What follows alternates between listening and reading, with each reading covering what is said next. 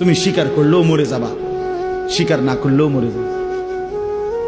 চোখ বন্ধ রাখলেও কবরে যাইতে হবে, চোখ খোলা রাখলেও কবরে যাইতে হবে। কি বলে, রাজপ্রাসাদের মানুষটাও মরে যাবে, কুড়ে ঘরের মানুষটাও মরে যাবে। সুখের খাবার যার মুখে সেও মরে যাবে, ভিক্ষার থালা যার হাতে সেও মরে যাবে, যাবে না?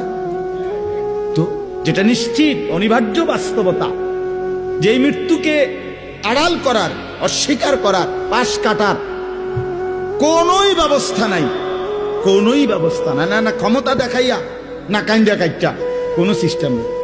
ক্ষমতা দিয়েও মৃত্যুকে ঠেকানো যাবে না, কাইন্দা কাইটাও কি করা যাবে না মৃত্যুকে।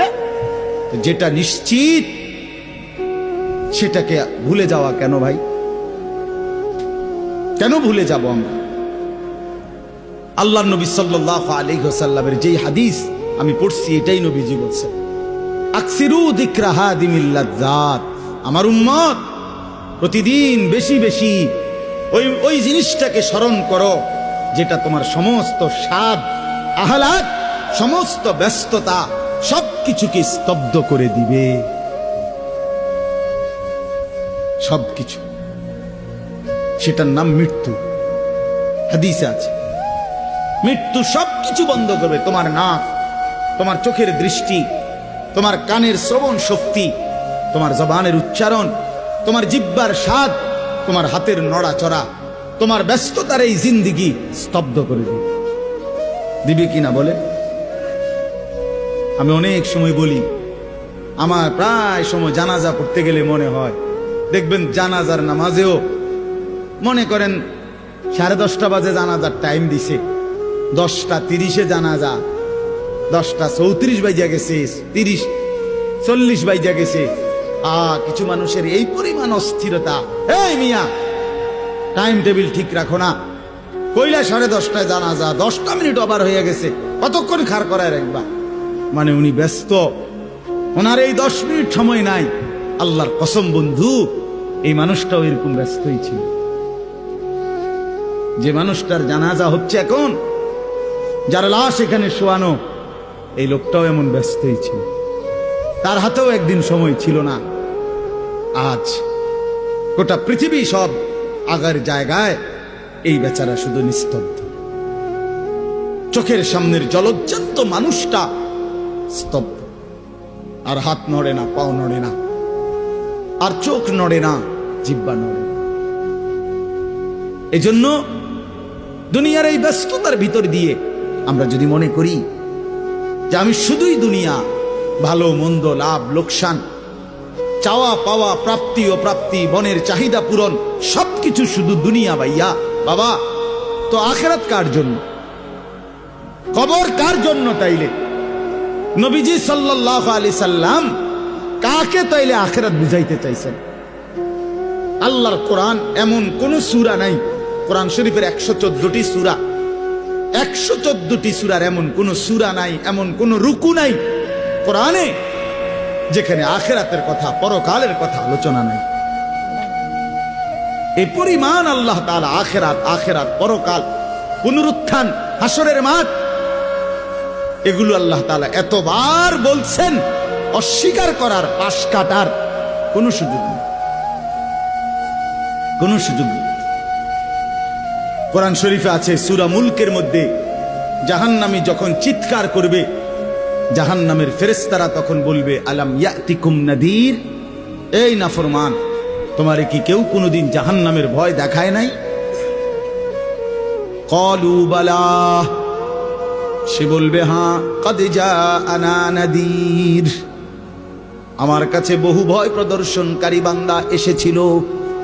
কত ইমাম, কত খতিব, কত আলেম, কত ওয়াইজ, কত বক্তা, কত পীর, কত মাশায়েখ, কত আউলিয়া, কত বুজুর্গ চোখের পানি ফেলে ফেলে বারবার বারবার আমার এই জাহান্নামের কথা বলছিল, কিন্তু ফাকাদ্দাবনা, আমি মিথ্যা মনে করেছি। ওয়াকুলনা মা নাযালাল্লাহু মিন শাই, আমি আরো বলছি এগুলো আল্লাহ বলে নাই, তোমরা মোল্লারা, মুন্সিরা তোমরা বানায়া বানায়া বলো। হ্যাঁ, অনেক বেত্তমিজ লোক আছে, ও আইতো না, হুজুররা যত কয় এত না, না ওরা জানে, ওরা আগেও একবার ফিডা খাইয়া আইছে, ওরা একবার ঘুরে আইছে হাসুরের মাঠ, ওরা জানে যত কয় এত না। ও কইতে লাগলে সবাই কয়, বাড়াইয়ে কয়, মাইক ফাইলে কে না কয়। এই সমস্ত বিদ্রুপ আলেমদের কথাকে আপনি অবজ্ঞা করিলেন। আসলে তো আলেমদের কথা না, কথা যদি হুজুরের কথা হইতো তাইলে না হয় আপনি ফেলে দিতেন, কিন্তু জবানে না হুজুরের কথা, তো সরাসরি আল্লাহর কথা, তো রাসূলুল্লাহর, আল্লাহর, তো সে কথা প্রত্যাখ্যান করলেন কেন? আপনি আমার কথা, আমার ব্যক্তিগত যদি কথা হয় সেটা ফেলে দেন, কথা বোঝেন নাই। কিন্তু উলামায়ে কেরাম আপনাদেরকে নসিহতের মাধ্যমে নিজের ব্যক্তিগত হুজুরদের কথা বলে না, কথা বলেন না কেন? কার কথা বলে? আল্লাহর কথা বলে, রাসূলুল্লাহ সাল্লাল্লাহু আলাইহি সাল্লামের কথা বলে, তো সেটা বাদ দিলেন কেন? সেটা বাদ দিলেন। আমার ব্যক্তিগত কথা তো আপনাদের ধরতে বলি নাই, আমার ব্যক্তিগত কথা বলি, আপনারা দেখি গ্রহণ করেন কিনা বলেন। মনে করেন আমি কুমিল্লা ক্যান্টনমেন্ট থাকি, ময়নামতি সাহেবের বাজার, আমার মাদ্রাসা বাসা ওইখানে। তা আমি কুমিল্লা ক্যান্টনমেন্টে একটা বড় টাওয়ার আছে, গুমতি টাওয়ার। এই গুমতি টাওয়ারের নিচে আন্ডারগ্রাউন্ডে মুদি দোকান এবং তরি তরকারির দোকান। আমি প্রত্যেক দিন ওইখানে তরি তরকারি এবং মুদি যত মাল, এই যে পেঁয়াজ রসুন আদা তেল এগুলো এবং মাছ তরকারি, এগুলো ওই গুমতি টাওয়ার থেকেই সবসময় কিনি। আপনারাও সবাই নিয়ত করেন ইনশাআল্লাহ এখন থেকে সবাই কুমিল্লা ক্যান্টনমেন্ট গুমতি টাওয়ার থেকেই তরকারি এবং চাল ডাল তেল কিনবেন, বলেন ইনশাআল্লাহ।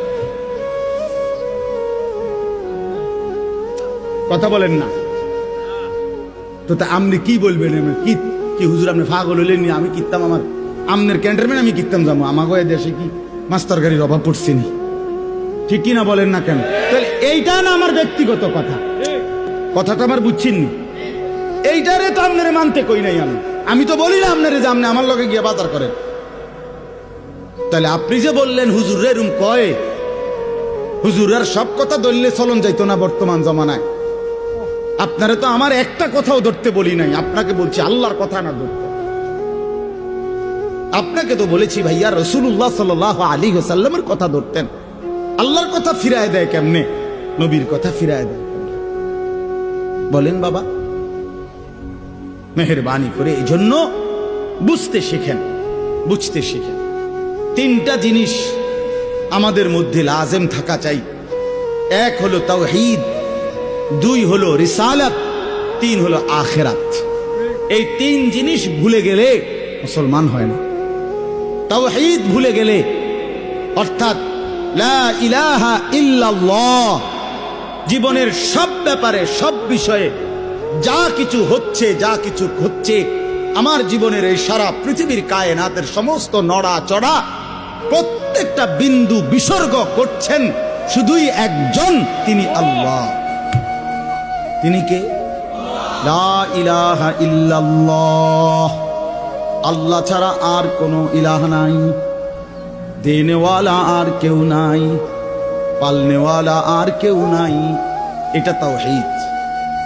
আর শাজিমের উপর থেকে সাতবক জমিনের নিচ পর্যন্ত যেটা যেমনে যেভাবে আছে সেটা একজনই পরিচালনা করছেন, তিনি আল্লাহ। এ কথা যত দিলের মধ্যে বসাইতে হবে। দুই নাম্বার রিসালাত। রিসালাত মানে হলো মুহাম্মাদুর রাসূলুল্লাহ সাল্লাল্লাহু আলাইহি সাল্লাম, এই কথা গ্রহণ করা। এই কথা আবার গ্রহণ করার কি? এই কথা গ্রহণ করা হইল মুহাম্মদ আল্লাহর রাসূল, আল্লাহ আমার জন্য উনাকে পাঠাইছেন, অতএব আমার জীবনের হাসি কান্না আনন্দ বেদনা, রাত দিন, ঘর সংসার বাজার ব্যবসা, আয় রোজগার, স্ত্রী পুত্র পরিজন, কদম কদম বিন্দু বিন্দু নিঃশ্বাস নিঃশ্বাস আমি অনুসরণ করব একজনকে, তিনি মুহাম্মাদুর রাসূলুল্লাহ সাল্লাল্লাহু আলাইহি ওয়াসাল্লাম। এটারে বলে রিসালাত। এটাকেই বলে নবী সাল্লাল্লাহু আলাইহি সাল্লামকে চেনা, এটাকেই বলে নবী সাল্লাল্লাহু আলাইহি সাল্লামকে ভালোবাসা, এটাকেই বলে নবী সাল্লাল্লাহু আলাইহি সাল্লামকে অনুসরণ করা। আমার ভাইয়া, আল্লাহর দোয়াই আপনি আপনার জায়গাতেই থাকেন, আপনি আপনার তরিকাতেই থাকেন, আপনি আপনার পীরের কাছেই থাকেন, যে যেখানে আছেন থাকেন, কোনো অসুবিধা নাই। শুধু নিজেরে ধোকা দিয়েন না, ধোকা খাইয়েন না, কাউরে ধোকা দিয়েন না। আল্লাহ রসুল বলছে আল মুমিনু লা ইয়াখদাউ ওয়ালা ইউখদাউ। খেয়াল করে শুনেন এই কথাটা। মুমিন, নবীজি বলছে, কোন ইমানদার কাউকে ধোকা দেয় না। খোদার কসম নবী বলছে ইমানদার ধোকা খায়ও না। লা ইয়াখদাউ অর্থ সে ধোকা দেয় না, ওয়ালা ইউখদাউ অর্থ নিজেও ধোকা খায় না। অতএব রাসূলুল্লাহ সাল্লাল্লাহু আলাইহি সাল্লামের সাথে সম্পর্ক, ভালোবাসা, মহব্বতের সবটা 100 অনুসরণের মাধ্যমে, অনুসরণের মাধ্যমে। চেহারায় যার দাড়ি নাই সে রসুলকে ভালোবাসে না, ঘরে যার স্ত্রী বেপর্দা সে রসুলকে ভালোবাসে না, উপার্জনের মধ্যে যার হালাল নাই সে রসুলকে ভালোবাসে না, জীবনে যার সুন্নত তরিকার অনুসরণ নাই সে আল্লাহর রসুলকে কশ্চিন কালেও ভালোবাসে না। ভালোবাসে বললে এটা ভালোবাসার নামে ধোঁকা, মিথ্যাবাদিতা ছাড়া আর কিচ্ছু না। হ্যাঁ, হাসরের ময়দানে মার খাইয়েন না, ধরা খাইয়েন না। কথা বুঝছেন না? এখানে গাছ জোর দেখাইয়া হয়তো আমনে চিৎকার দিয়া, হুঙ্কার দিয়া, এই কইয়া সেই কইয়া, খাইয়া দাইয়া, বিরানিয়ে খিচুড়িয়ে মিল্লা পার হইয়া গেলেন আর কি। কিন্তু কবর, আখেরাত এত সুধান। আখেরাত হাসরের মাঠ, মামুর বাড়ি না। হাসরের মাঠ নানার বাড়ি না, আমনের চাচার শ্বশুর বাড়ি না। হাসরের মাঠ সেই মাঠ ১৬ লক্ষ আম্বিয়া, আদম থেকে মুহাম্মদ সাল্লাল্লাহু আলাইহি সাল্লাম পর্যন্ত সমস্ত নবী রাসূল যে মাঠের ভয়ে আল্লাহর কাছে দিবানিশি কাঁদছেন, সেই মাঠের নাম হাসরের মাঠ।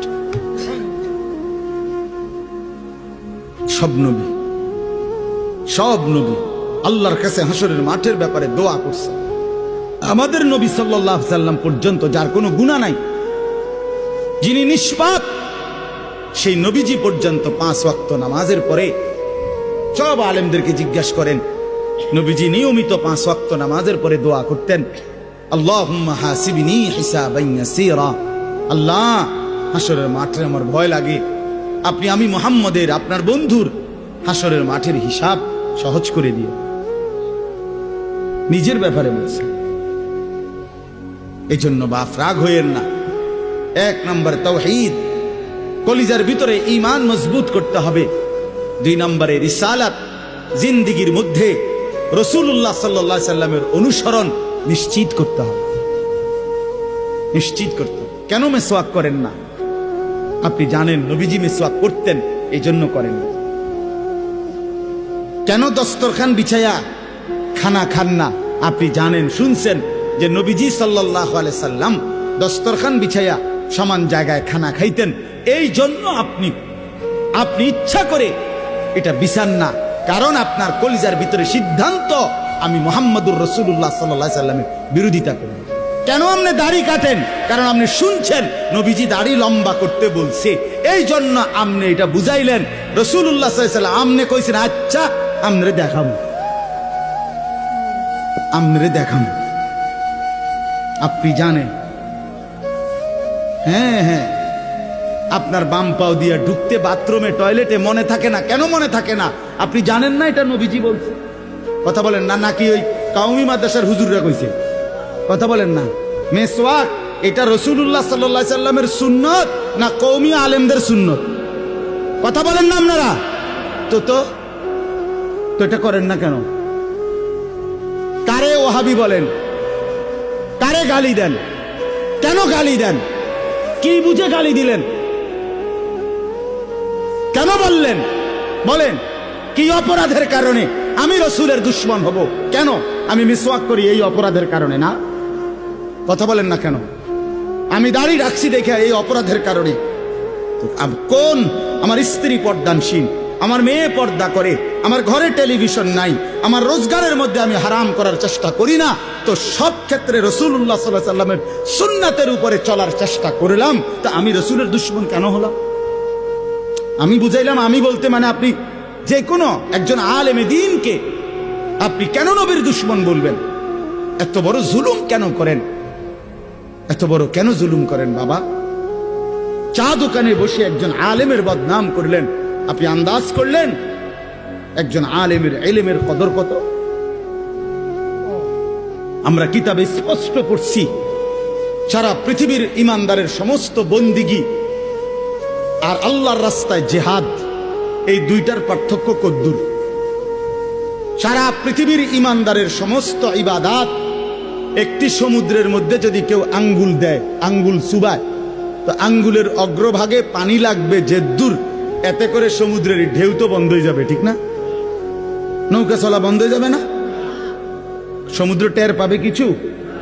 কিতাবে স্পষ্ট আছে একজন ইমানদারে সমস্ত মুমিনের সব ইবাদত একত্র করিলে এইটার মর্যাদা হলো আঙ্গুলের অগ্রভাগের পানি। আর আল্লাহর রাস্তার জিহাদ ফি সাবিলিল্লাহ, জীবন দেওয়া, জিহাদ করা, এটা সমুদ্রের বাকি পানি। এরপরে লিখছে যে সমস্ত ইবাদত এবং আল্লাহর রাস্তার যুদ্ধ, এইটাও এবার একসাথ করেন। এই সবটা এবার ইবাদাত এমনকি জিহাদ সবটা একত্র করিলে আঙ্গুলের অগ্রভাগের পানি, খোদার কসম, আল্লাহর কসম, এলেম, কোরআন সুন্নাহর এলেম, এইটা সমুদ্রের বাকি পানি। বিশ্বাস করে এবার বলেন এক আলেমে দ্বীনের কদর করে আপনি কারে টিটকারি করলেন? কারে? ওটা আপনার মসজিদের ইমাম ৬,০০০ টাকা বেতন দিয়ে আপনার চোখে লাগছে না? বেটার বেতন কম, হ্যাঁ বেটার বেতন কম তো আপনি না কম দিছেন, উনি নি কম নির্ধারণ করছেন, আপনি না তারা মূল্যায়ন করেন না। কথা বলেন না কেন?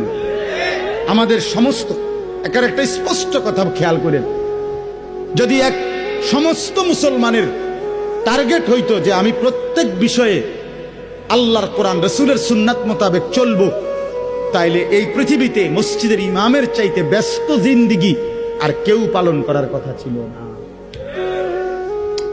কেন? ওই মহল্লার সমস্ত মানুষের ঈমান, ইসলাম, আখিরাতের সমস্ত দিক নির্দেশনা সারাক্ষণ উনাকে দিতে হইতো, তখন উনার কদরও হইতো অনেক, তখন উনার বেতনও হইতো অনেক, উনার হাদিয়াও হইতো অনেক। কিন্তু আমাদের কলিজার ভিতরে আখিরাত লাগে না মনে হইছে, কোরআন তিলাওয়াত লাগে না, রসুলের সুন্নাত লাগে না, মেয়ের বিয়েটার মধ্যে নবীর সুন্নাত কি এটা জানার দরকার নাই, ছেলের বিয়েটার মধ্যে নবীর সুন্নাত কি এটা জানার দরকার নাই। ওই হদ্দার মাতব্বর মিল্লা তারা ঠিক করছে বিয়েটার মধ্যে চেয়ার হইব ২০০, টেবিল হইব মোট ৩০টা, গেট হইব একটা ৭০,০০০ টাকা দামের গেট, হাইয়েস্ট গাড়ি যাব ৬০টা, প্রত্যেকটার মধ্যে বেড়া বেড়ি মিল্লা বইব ১৪ জন, তো ৫টার মধ্যে ৫, ১৪, ৭০ জন। এরপরে দিয়া গেটে দিব ২,০০০, বাজে খরচ হইলো ৩,০০০, এই হইলো ৫,০০০। এগুলো হইলো হিসাব। আর হুজুরে আইয়া কয়ে গেছে রবিবারে মাইয়াগার বিয়া, দুপুরে দুগা ভাত খেয়ে যাই। বুঝেন নাই?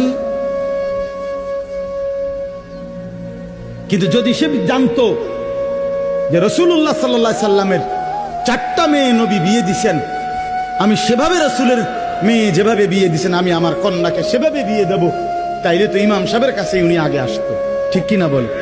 আলেমের কাছেই আগে আসতো। কিন্তু ওই যে ওনার তো এটা দরকার নেই।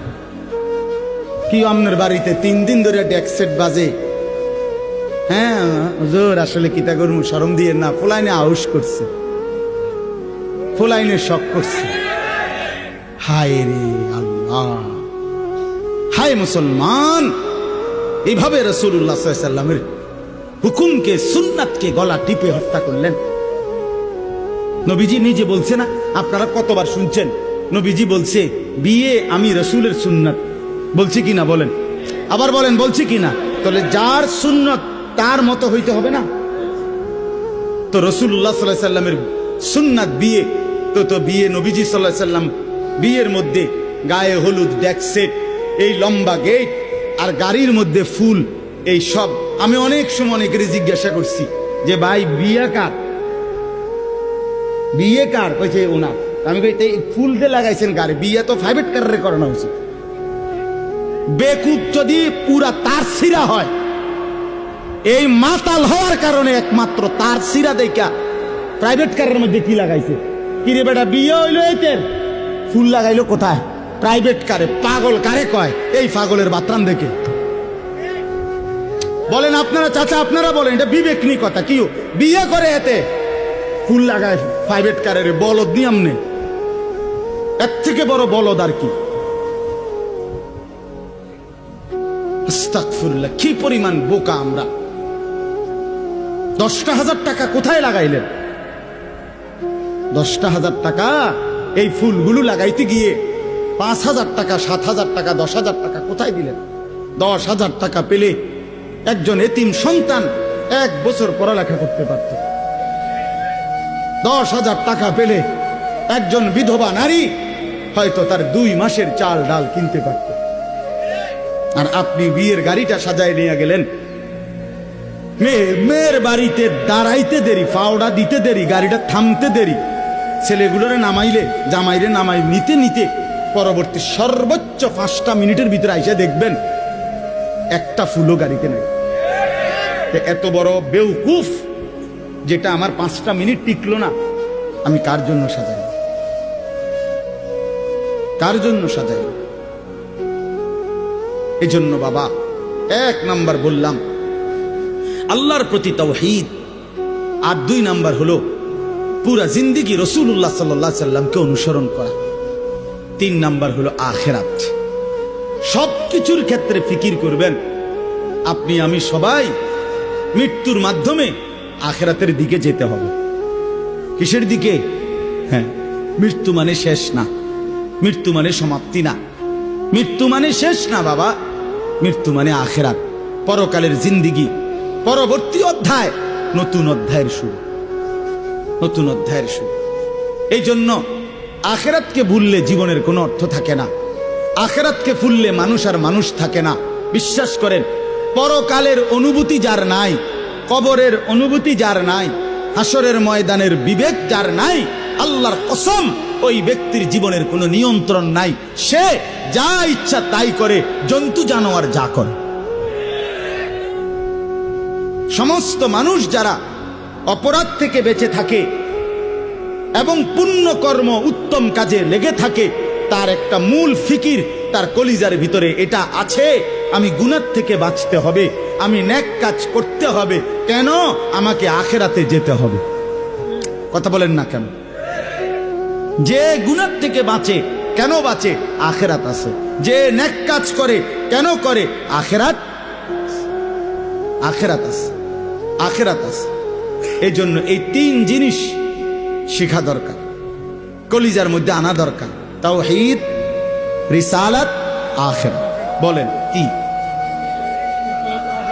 তাওহীদ মানে লা ইলাহা ইল্লাল্লাহ, বলেন। রিসালাত মানে মুহাম্মাদুর রাসূলুল্লাহ, আর আখিরাত মানে পরকাল। এখন আসেন শেষ অংশে। আখিরাতের এই পুরা আখিরাতের পরকালের জিন্দেগিটার উদ্বোধন, শুরু মৃত্যু। মৃত্যুর মাধ্যমেই শুরু হয়। এই আমি শুধু যে আয়াতটুকু পড়ছি আপনাদেরকে শুধু তর্জমা শুনাই। আল্লাহ তাআলা বলেন, দুনিয়ার জীবনে, এই অল্প একটু, আর দুনিয়ার জীবনে যেই মানুষটা আল্লাহর নাফরমানি, অবাধ্যতা, রাসূলের বিরোধিতা, কোরআন সুন্নাহর বিরোধিতা, আল্লাহর হুকুমের বিরোধিতা করে কাফের, মুশরিক, বেঈমান, নাফরমান, পাপী হয়ে জিন্দেগিটা কাটাইছে, আল্লাহ তাআলা বলেন তার আখিরাত যে কঠিন হবে এটার প্রথম প্রমাণ হলো তার মৃত্যুর মুখে গিয়া আজরাইল মালাকুল মউত যখন আসবে, আল্লাহর কসম আল্লাহ বলেন তার মৃত্যুর যন্ত্রণাটা হবে অত্যন্ত ভয়ানক। এটা দিয়েই শুরু হবে। সে মালাকুল মউত আজরাইলকে দেখেই আর তার রুহু কবচ দেখেই সে বুঝে ফেলবে তার পরবর্তী স্টেজ বড় বিপজ্জনক, তার সামনের জিন্দেগি বড় বিপজ্জনক। আল্লাহ তাআলা বলেন সমস্ত নাফরমান ব্যক্তির জান কবজের মুহূর্তটা খুব বেশি যন্ত্রণাদায়ক, খুব বেশি যন্ত্রণাদায়ক, খুব বেশি। এই যন্ত্রণার সিস্টেম হইল, নবীজি বলছেন প্রত্যেক নাফরমান পাপী, হাদিসের মধ্যে আছে নেককার ব্যক্তি ফেরেশতা আজরাইল অত্যন্ত সুন্দর আকৃতিতে নেককার ব্যক্তির কাছে আইসা তার রুহু কবজের সময় বলবে, হে পবিত্র আত্মা, আল্লাহর সন্তুষ্টি নিয়ে তুমি বের হয়ে আসো। আল্লাহ রাসূল সাল্লাল্লাহু আলাইহি সাল্লাম বলেন, কোন পাত্র থেকে পানি যেভাবে ঢেলে দেয় এটা যেরকম আরামসে পড়ে যায়, বের হয়, আল্লাহর কসম নবীজি বলেন নেককার ব্যক্তির রূহটা মালাকুল মউত আজরাইলের হাতে এরকম আরামসে চলে আসে। আর আল্লাহ নবী সাল্লাল্লাহু আলাইহি সাল্লাম বলেন কোন নাফরমান পাপী এক নম্বরে তার মৃত্যুর সময় প্রথম হইল ফেরেশতা মালাকুল মউত আজরাইল অত্যন্ত নিকৃষ্ট বিভৎস কুৎসিত চেহারা নিয়ে তার সামনে দাঁড়াবে। আমার কাছে আরবি কিতাব আছে, ইমাম কুরতুবির কিতাব আত-তাযকিরা, এই কিতাবের মধ্যে আছে ইব্রাহিম আলাইহিস সালাম একবার আজরাইলকে বলছিল, আজরাইল কোন নাফরমান পাপী ব্যক্তির যে সময় জান কবজ করো তখন তুমি যেই চেহারা নিয়ে তার সামনে দাঁড়াও ওইটা আমার একটু দেখাও। কিতাবে আছে আজরাইল বলছে ইব্রাহিম আলাইহিস সালামকে যে আল্লাহর কসম আপনি সহ্য করতে পারতেন না। ইব্রাহিম আলাইহিস সালাম বলেন না তুমি আমারে দেখাও, আমি দেখুমই। তো আজরাইল ওই আকৃতিটা ধারণ করছে। কোন পাপীর রুহু কবজের সময় উনি যেই চেহারা ধরে অত্যন্ত নিকৃষ্ট কুৎসিত চেহারা। তো কিতাবে স্পষ্ট আছে, ইমাম কুরতুবী বলেন ইব্রাহিম আলাইহিস সালাম চিৎকার দিয়া বেহুশ হয়ে গেছে। লম্বা সময় পরে হুঁশ আসার পরে উনি চোখের পানি ফেলে আল্লাহকে বলছে, আল্লাহ তোমার কোন নাফরমান বান্দা পরবর্তীতে কবরের আযাব, হাসরের আযাব, জাহান্নামের আযাব আর কিছুই লাগবে না, শুধু কেবল আজরাইলের এই বিভৎস চেহারার যদি একবার দেখে তার ৬০ বছরের নাফরমানির শাস্তির জন্য এটাই যথেষ্ট, এটাই যথেষ্ট। আল্লাহ নবী সাল্লাল্লাহু আলাইহি সাল্লাম বলছেন, কোরআনে আল্লাহ বলছেন এই মালাকুল মউত আজরাইল যখন কোন পাপী নাফরমানের জান কবজ করতে আসবে তে প্রথম এই কলিজাটার ভেতর থেকে যে রূহ আছে, এই কলিজার ভিতরে কলবের ভিতরে যে রূহ, এই রূহটা ধরে টান মারবে যখন, একটা টানে কলিজাটা ছিঁড়া, রূহটা ছিঁড়া এই কণ্ঠনালী পর্যন্ত চলে আসবে। কাল্লা ইযা বালাগাতিত তারাকিয়া, কাল্লা ইযা বালাগাতিত তারাকিয়া। আর কিছুই না বান্দা, শোনো, যখন নাফরমান তোমার জান কবজের সময় রূহটা চলে আসবে কণ্ঠনালীতে, এবার রূহটা বের হতে চাইবে না, বের হতে চাইবে না, নাফরমান ছটফট করবে।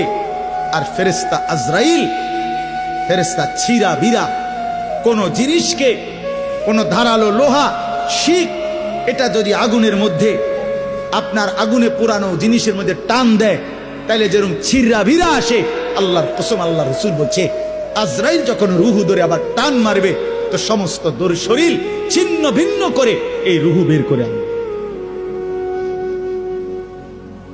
ওয়াকিলা মান রাক, আল্লাহ বলে আশপাশের মানুষগুলো তখন বলবে ওই লোকের ছটফটানি দেখা, হায় তাকে বাঁচাবার জন্য কোন ওজা ডাকো, বৈদ্য ডাকো, ডাক্তার ডাকো, কবিরাজ ডাকো, কে আছো তাকে চিকিৎসা করবে, ডাকো না, আনো না, অত ভীষণ ছটফট করছে। আল্লাহ বলেন যান্না আন্নাহুল ফিরাক, কিন্তু ওই নাফরমান বুঝে ফেলবে আজ আর তাকে কেউ ফিরাইতে পারবে না, তাকে দুনিয়া থেকে বিচ্ছিন্ন হতেই হবে, তাকে চলে যেতেই হবে। বন্ধু আমার, বাপ আমার, একটা জরুরি কথা আপনারা বয়স্ক লোকেদেরকে বলি।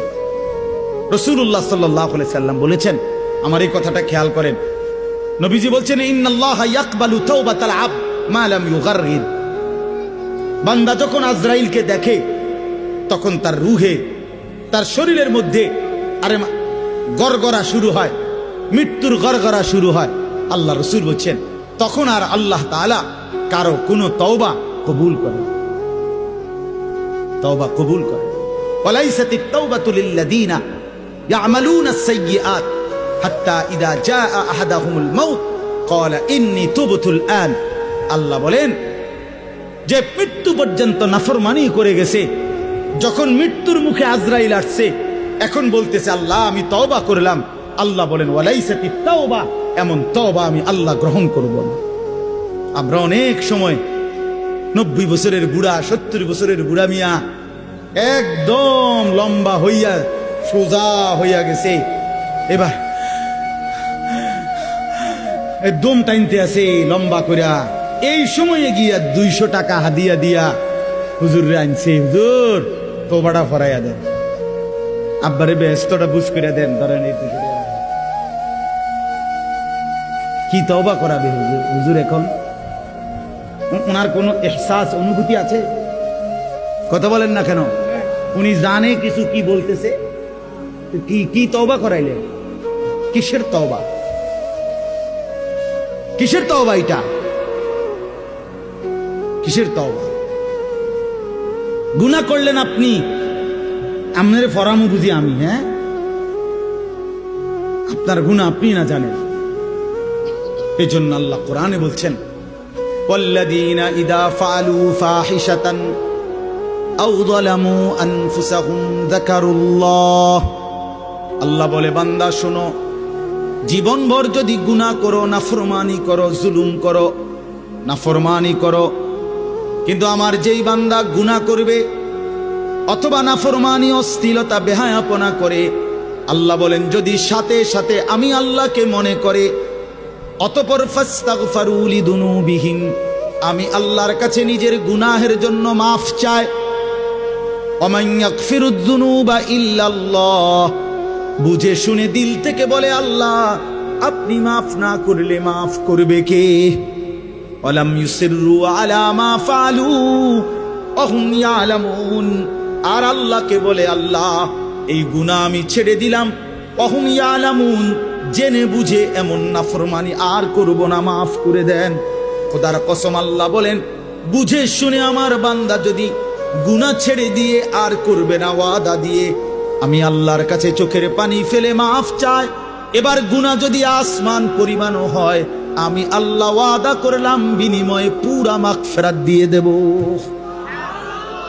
উলাইকা জাযাউহুম মাগফিরাতুম মির রাব্বিহিম, পুরা মাফ। শর্ত হইল বান্দা আর করবা না, ওয়াদা দিতে হবে, গুনাহগুলো ছেড়ে দিতে হবে।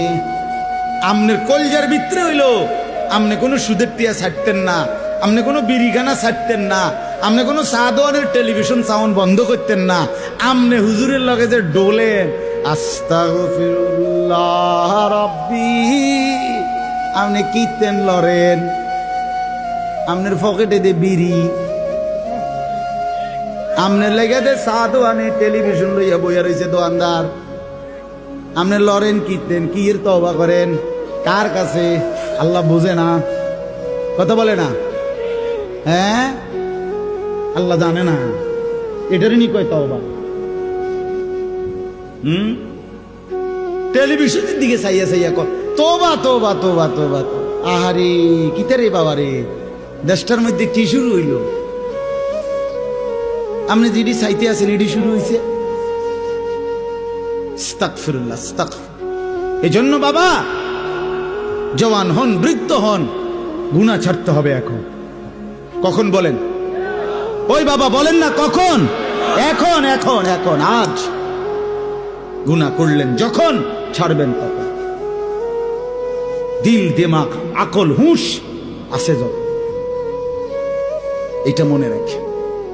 আল্লাহ তাআলা বলেন, ওয়াযান্না আন্নাহুল ফিরাক, আশপাশের লোকজন তো ডাক্তার কবিরাজ লইয়া ডাকাডাকি করছে, কিন্তু সে বুঝে ফেলছে তাকে দুনিয়া থেকে আলাদা হবে, আর থাকতে পারবে না। ওয়ালতাফাতিস সাকু বিসাক, আল্লাহ তাআলা বলেন ভয়ে আর আতঙ্কে নাফরমান পাপী জান কবজের সময় তার দুইটা পাও মিলাইবার মতো ক্ষমতাও আর তার থাকবে না। পায়ের দুইটা গোসা, গোড়ালি, এইটা পর্যন্ত কুদুর লাগানো অথবা সরানো এই ক্ষমতাটাও থাকবে না। এতটা ভয়ে আতঙ্কে পাও নিয়ে পড়ে থাকবে যে পায়ের গোসা, গোড়ালিটা পর্যন্ত নাড়াইতে পারবে। ইলা রব্বিকা ইয়াউমা ইদিনিল মাসাক, আর এই অবস্থাতেই তাকে আল্লাহ তাআলার কাছে পৌঁছতে হবে। কার কাছে বলেন না? এবার দেখেন এই কথাটা ছেলেরা তোমরা শোনো, শুনো, চাচারাও শোনেন, নওজোয়ান তোমরাও শোনো। 4টা আয়াতে কোরআনুল কারীমে আল্লাহ বলছেন, মোট 4 জায়গায়, যে আল্লাহ বলছেন মৃত্যুর যন্ত্রণা নাফরমানের অত্যন্ত কঠিন। এই জান কবজের সময় একেবারে সব ছিঁড়ে লাবে। তো এইটা আল্লাহ বলছেন মৃত্যুর যন্ত্রণা সবচেয়ে বেশি কঠিন, যে মৃত্যুর রুহু কবজের এটা কার হবে, কার জান কবজের সময় যন্ত্রণা হবে কঠিন। আল্লাহ বলছেন ফালা সাদ্দাকা ওয়ালা ইলা রব্বিকা ইয়াউমা ইদিনিল মাসাক ফালা সাদ্দাকা ওয়ালা সাল্লা। কেন মৃত্যু যন্ত্রণা হচ্ছে, কেন তার রুহুটা ছিঁড়াবিরা নিতেছে? আল্লাহ বলেন কারণ হলো আমার এই নাফরমান বান্দা এক নম্বরে আমি আল্লাহর কথায় বিশ্বাস করে নাই, দুই নম্বরে ওয়ালা সাল্লা 5 ওয়াক্ত নামাজ আদায় করে। এই জন্য আমি আল্লাহর কসম দিয়ে হাত জোড় করে বলি, ভাইয়া আমার, বন্ধু আমার, ছেলেরা আমার, তোমরা যারা নামাজ পড়ো না, আল্লাহর কসম কবর, হাসর, আখিরাত, মিজান তো কষ্ট হবেই, মৃত্যুর মুখে তোমাদের রুহু কবজের সময়ও ভীষণ কষ্ট হবে, কষ্ট পাইবা, খুব বেশি দিন না। ফালা সাদ্দাকা ওয়ালা সাল্লা ওয়ালাকিন কাযাবা ওয়া তাওয়াল্লা। আল্লাহ বলেন বরং সে আমার কথা মিথ্যা মনে করেছে, আর আমি আল্লাহর হুকুম থেকে মুখ ফিরাই নিছি। আমি ডাকি এদিকে, সে যায় ওইদিকে। আজান হয় মসজিদে, নাফরমান যায় বাজারে। মসজিদে জামাত চলে, নাফরমান চা দোকানে বসে বসে গপ মারে। হ্যাঁ, ওয়ালাকিন কাযাবা ওয়া তাওয়াল্লা। এরপরে আরো সাংঘাতিক কথা বলছে আল্লাহ, সুম্মা যাহাবা ইলা আহলিহি ইয়াতামাত্তা। আল্লাহ বলেন আমারে তো বিশ্বাস করে নাই, নামাজ পড়ে নাই, আমি আল্লাহর হুকুম থেকে মুখ ফিরায় নিছে, অথচ বউ বাচ্চা সংসারের মধ্যে গর্ব আর অহংকারের মধ্যে চলাফেরা করছে। অর্থাৎ এই যে নামাজ পড়ে নাই, হালাল খায় নাই, এইটা নিয়ে একটু লজ্জিত বিব্রত অনুভূতিটুকুও নাই, বরং বউ বাচ্চার মাঝে ফুর্তি করছে। বাবা বাবা, বুঝেন নাই? টাকা আনছে সুদের, কিন্তু কথাবার্তার স্টাইলে বোঝা যায় এটা যে গুনাহ, পাপ, ওনার বিবেকের মধ্যে ওইটা নাই। রোজগারটা যে হারাম, টাকাটা যে ওজনে কম দেওয়া টাকা, টাকাটা যে কিস্তির টাকা, টাকাটা যে সুদের টাকা, টাকাটা যে অবৈধ রোজগার, এটা যে অন্যায়, এইটাও তার বিবেকে নাই। বউ বাচ্চা নিয়ে এভাবে ফুর্তি আনন্দে আছে, মনে হয় যেন পাপগুলোকে তার আর পাপই মনে হয় না, অপরাধগুলোকে আর অপরাধী মনে হয় না।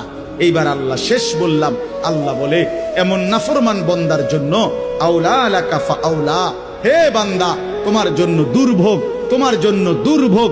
সুম্মা আউলা আলাকা ফাআউলা, আবারও বলছি, আল্লাহ বলে তোমার জন্য দুর্ভোগ, তোমার জন্য দুর্ভোগ, 4 বার বলছেন, 4 বার। তোমার জন্য লাঞ্ছনা, তোমার জন্য লাঞ্ছনা, তোমার জন্য লাঞ্ছনা, তোমার জন্য লাঞ্ছনা। কয়বার? তোমার জন্য কষ্ট, কষ্ট, কষ্ট, কষ্ট, তোমার জন্য দুর্ভোগ, দুর্ভোগ, দুর্ভোগ, দুর্ভোগ। এই 4 বার বললেন কেন? তাফসীরের মধ্যে লিখছে, একবার জান কবজের সময় দুর্ভোগ, 2 নম্বরে কবরে দুর্ভোগ, 3 নম্বরে হাসরের ময়দানে দুর্ভোগ, 4 নম্বরে জাহান্নামে দুর্ভোগ। কয়টা হইল? জান কবজের সময় কষ্ট পাইবা, কবরে কষ্ট পাইবা, হাসরের ময়দানে কষ্ট পাইবা, জাহান্নামে কষ্ট পাইবা। কয়খানে? আয়াহসাবুল ইনসানু আন ইউতরাকা সুদান। আল্লাহ বলছে মানুষ তুমি কি ভেবেছো আমি তোমারে এমনি এমনি ছেড়ে দেব? হ্যাঁ, কি ভাবছো বান্দা? কবরের প্রথম মিনিট, প্রথম সেকেন্ডে যখন প্রশ্নের জবাব দিতে পারবা না, আল্লাহ তখনই বলে ফেলবে বান্দা, ফেরেশতারা আমার নাফরমান বান্দার জন্য জাহান্নামের বিছানা বিছিয়ে দাও, জাহান্নামের পোশাক পরিয়ে দাও। ফাআফরিশুহু মিনান নার ওয়ালবাসুহু মিনান নার ওয়াফতাহু লাহু বাবান ইলান নার। জাহান্নাম বরাবর দরজা খুলে দাও।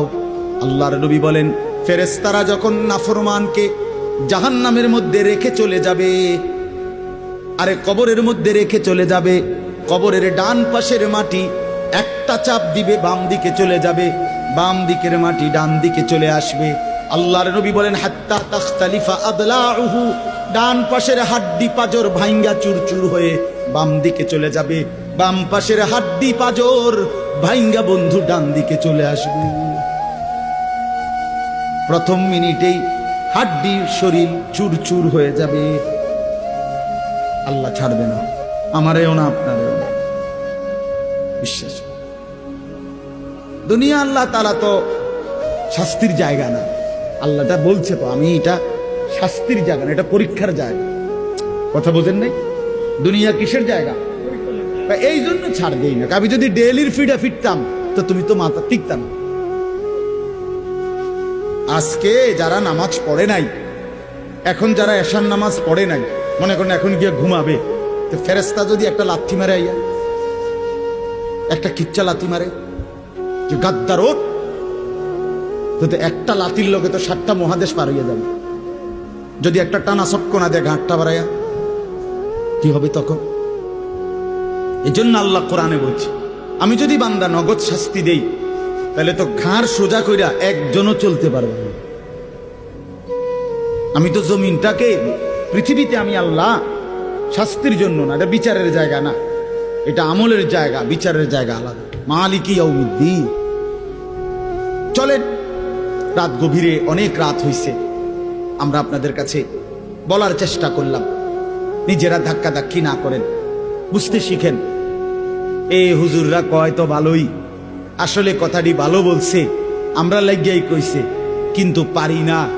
হ্যাঁ, পারি তো না। বাবারা, চাচারা, এই সমস্ত ফাজিলি কথা বলিয়েন না, এই সমস্ত মস্কারি কথা বললেন না যে পারি না। পারবেন না কেন? আপনি পারবেন না কেন? পারবেন না। আপনি এই 60 বছরে কি কম কিছু পারছেন? আপনি 60 বছরে হুদা চিড়া খাইছেন? পারবেন না কেন? অবশ্যই পারবেন। আপনি নিয়ত করেন, আমার ছেলেকে নামাজ পড়াবো, মেয়েকে নামাজ পড়াবো, নাতি নাতনিকে নামাজ পড়াবো, আল্লাহর কোরআন শিখাবো, স্ত্রী সন্তানকে পর্দা পুশিদা করাবো। আপনি ফয়সালা নিয়ে ফিকির করেন, না বুঝলে ওলামায়ে কেরাম থেকে জিজ্ঞেস করেন যে হুজুর আমি কেমনে কি বলতাম, কেমনে কি করতাম। আপনি শিখেন, আপনি বুঝেন, মৃত্যু পর্যন্ত বলা চালু রাখেন। তাইলে হবে কি, যদি আপনার কথায় তারা ফিরেও না আসে, আপনার লাগাতার বলা, চোখের পানি ফেলা, আপনার অব্যাহত চেষ্টার কারণে হতে পারে আল্লাহ আপনারে মাফ করে দেবে। কিন্তু আপনি যে মাতেনও না, লড়েনও না, আপনি বইয়া বইয়া তারার লগে ভাত খান, আপনি আপেল খান, মালটা খান, গপ মারেন, খুশি, অথচ তারা নামাজ পড়ে না। এইটা কি ধরনের জিন্দেগি? আল্লাহ আমাদেরকে বুঝার তৌফিক দান করেন। যেই ছেলেরা আলহামদুলিল্লাহ আজকের এই মাহফিলের ইন্তজাম করেছো, ভাই, তোমাদের কাছে আমার অনুরোধ, ভাইয়া নামাজ পড়ো। যুবক, আমার অনুরোধ, নামাজ না পড়লে কোনো লাভ হবে না। যারা মাহফিল সাজিয়েছ, এবার জিন্দেগি সাজাও, নিজেকেও সাজাও। এত সুন্দর মাহফিল যাদের হাতে হয়েছে, তুমি কেন নষ্ট হইবা? তুমি বরবাদ হইবা কেন? তুমি মানুষকে ডাকলা আল্লাহর দিকে, নিজে দিলা না সেজদা, তো কি লাভ হলো ভাইয়া? কি লাভ হলো? এটা কেমন ইনসাফ হলো ভাই? এই জন্য দয়া করে বাপ, প্রত্যেকটা যুবক ইনশাআল্লাহ আল্লাহর জন্য, দ্বীনের জন্য নিজেকে সুন্দর করে ইবাদত আমল না করলে হবে না। আগামী দিনে ইসলামের জন্য আরো কোরবানি লাগবে। অবশ্যই দেখেন, সারা পৃথিবীতে ইসলাম আর কুফরের যুদ্ধই শুরু চলছে। ইসরায়েল এবং ফিলিস্তিনের যুদ্ধ তেল নিয়া। কথা বলেন না কেন? তেল নিয়া, টাকা নিয়া, দিন নিয়া। ইসরায়েলের সাথে লেবাননের যুদ্ধ ঈমান আর কুফরের যুদ্ধ। কথা বলেন, সারা পৃথিবীর এই গোলযোগ বাড়তেছে। ঈমান আর কুফরের যুদ্ধ, ইসলাম আর বেঈমানের যুদ্ধ। অতএব এই যুদ্ধে যদি তুমি টিকতে হয়, তো অবশ্যই তোমাকে সেজদাওয়ালা হইতে হবে। যে কপালে সেজদা নাই, তুই পারতা না। আমি সব সময় বলি ভাই, 2টা স্লোগান মারন আর আল্লাহর জন্য জীবন দেওয়া এক কথা না। এই জন্য নামাজ পড়ো। মোবাইলের নেশা ছাড়ো ভাইয়া, মোবাইলের নেশা কমাও। ব্যক্তিগত প্রয়োজনের মধ্যেই রাখো। একটু চেষ্টা করলে, হিম্মত করলে, যে মানুষ আজীবন লবণ দিয়া ভাত খাইতো, ডাক্তার নিষেধ করার পরে 20 দিন চেষ্টা করে সে এখন লবণ ছাড়াও ভাত খাইতে পারে। যে মানুষ আজীবন চিনি দিয়া চা খাইতো, ডাক্তার নিষেধ করার পরে এখন 20 দিন চেষ্টা করার পরে এখন সে চিনি ছাড়াও চা খাইতে পারে। যে মানুষ সব সময় মিষ্টি খাইতে পছন্দ করত, এখন ডাক্তার ডায়াবেটিস বলার কারণে মিষ্টি খাওয়া ছেড়ে দিতে বলাতে সে এখন পরবর্তী 10 বছর 15 বছর মিষ্টি ছাড়াও জিন্দিগি চালাইতে পারে। যে মানুষ বহুদিন বিড়ি সিগারেট খাইতো, কোনো আলেমে দ্বীনের কথা শুই না, হয়তো ছেড়ে দিছে, কিছুদিন কষ্ট হয়েছে, 20 দিন 50 দিন 1 মাস, কিন্তু এরপরে ঠিকই তার কাছে এটা সহজ হয়ে গেছে। তো ঠিক তেমনি ভাবে ইনশাআল্লাহ হিম্মত করিলে তুমিও গুনাহ থেকে বাইচা পাক্কা নামাজি হওয়ার যদি হিম্মত করো তো তুমিও পারবা, ইনশাআল্লাহ পারবা। দুনিয়ার এই শরীর বাঁচাইবার জন্য যদি কত কিছু ডাক্তারের কথা মতো বিরত থাকা যায়, তো আখেরাতে জাহান্নামের আযাব থেকে বাঁচার জন্য, কবরের আযাব থেকে বাঁচার জন্য, মৃত্যুর যন্ত্রণা থেকে বাঁচার জন্য গুনাহ তো ছেড়ে দেওয়া উচিত। আল্লাহ আমাদেরকে তৌফিক দেন, কবুল করেন। আল্লাহ তাআলা আজকের এই সুন্দর মাহফিলের মধ্যে বরকত দান করেন। অনেক ওলামায়ে কেরাম আসছেন, আল্লাহ আপনাদেরকে হায়াতে তৈয়্যিবা আফিয়া দান করেন। চাচারা, বাবারা, মুরব্বীরা, বয়স্করা, আল্লাহ তাআলা আপনাদেরকেও আরো বেশি নেক আমলের তৌফিক দেন। আমার অনেক চাচা এখানে, চাচারা আমার হাত জোর করে অনুরোধ, আমি আপনাদের কাছে অনুরোধ করছি, আপনারা বিড়ি সিগারেট খাইয়েন না। আমার এটা অনুরোধ। রাসূলুল্লাহ সাল্লাল্লাহু আলাইহি ওয়াসাল্লাম বলছেন, এটা হাদিস, তাহহিরু আফওয়াহাকুম, তোমরা তোমাদের মুখ পবিত্র রাখো। বিশ্বাস করো, নবী সাল্লাল্লাহু আলাইহি ওয়াসাল্লাম জীবনে কোনোদিন কাঁচা পেঁয়াজ রসুনের গন্ধটাও পছন্দ করতেন না, কষ্ট হইতো নবীর। আপনি এই দুর্গন্ধওয়ালা মুখ নিয়া কেমনে সুপারিশের জন্য দাঁড়াইবেন? হাউজে কাউসারের পানির জন্য কেমনে দাঁড়াইবেন? নবী যদি জিজ্ঞেস করে, উম্মত মৃত্যুর দিন পর্যন্ত, শেষ পর্যন্ত বিড়ি সিগারেট আগুনের মধ্যেই ছিল, তখন বলে, এই জন্য অনুরোধ করলাম, বিড়ি সিগারেটের বদভ্যাস ছেড়ে দেন, চা দোকানের আড্ডা ছেড়ে দেন, টেলিভিশনে নাচ গান দেখা ছেড়ে দেন। যুবক ভাই, তোমরা নামাজ পড়ো, চরিত্রবান থাকো। পর্দার আড়ালের মা বোন যারা, তাদেরকে বলছি, আপনারা আপনাদের পর্দা, সতীত্ব, ইজ্জতের হেফাজত করেন। যে নারীর পর্দা নাই, যে নারীর সতীত্বের কদর নাই, যে নারীর মধ্যে হায়া লজ্জা নাই, পর্দার গুরুত্ব নাই, বিশ্বাস করেন, বিশ্বাস করেন, ওইটা কোনো বেটিও না, বেটির জাতন, এটা প্লাস্টিক। আসলে এটা প্লাস্টিক। হ্যাঁ, নারী বলে থাকে যার সত্তার ভিতরে নিজেকে আড়ালে রাখা, নিজেকে লুকিয়ে রাখা, পর্দায় রাখা, এইটা যার মধ্যে সৃষ্টিগতভাবে আছে সর্বদা, তারই নারী বলে। নারী বেহায়া, বেপর্দা, এটা কোনো বেডিয়ে না, বেডিয়ে না। এটা নারী কেমনে বেপর্দা হয়? নারী তো নারী। এই জন্য দয়া করে মা বোনদেরকে বলি, পর্দা পুশিদার গুরুত্ব দিবেন। আল্লাহ তৌফিক দান করেন, আল্লাহ তাআলা কবুল করেন। সুবহানাল্লাহি ওয়া বিহামদিহি, সুবহানাকাল্লাহুম্মা বিহামদিকা।